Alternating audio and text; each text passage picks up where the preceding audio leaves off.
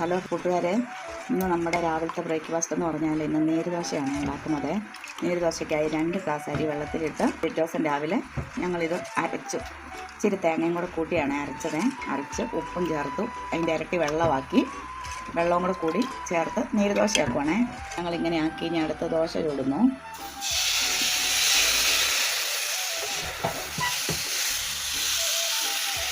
അപ്പോൾ നമ്മൾ മാവ് ഇങ്ങനെ ഒഴിച്ചു കൊടുത്തു. അരച്ച് വെച്ചിരിക്കുന്ന മാവ് ഇങ്ങനെ ഒഴിച്ചു കൊടുത്തു. ഇനി അതിൻ്റെ ഒരു വശം വേകണം. വെന്ത് വരുമ്പോഴത്തേനും ഒരിത്തിരി എണ്ണ ഇങ്ങനെ തൂവി കൊടുക്കുക. സ്പൂണേലോ ബ്രഷേലോ എങ്ങനെ.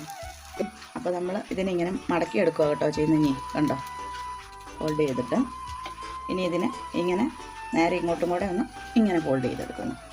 അത് കഴിയുമ്പോൾ ദോശ റെഡി. കണ്ടോ, നീര് ദോശ റെഡിയായി. തളു തളു തളൂന്ന് കിടക്കുന്ന ദോശ.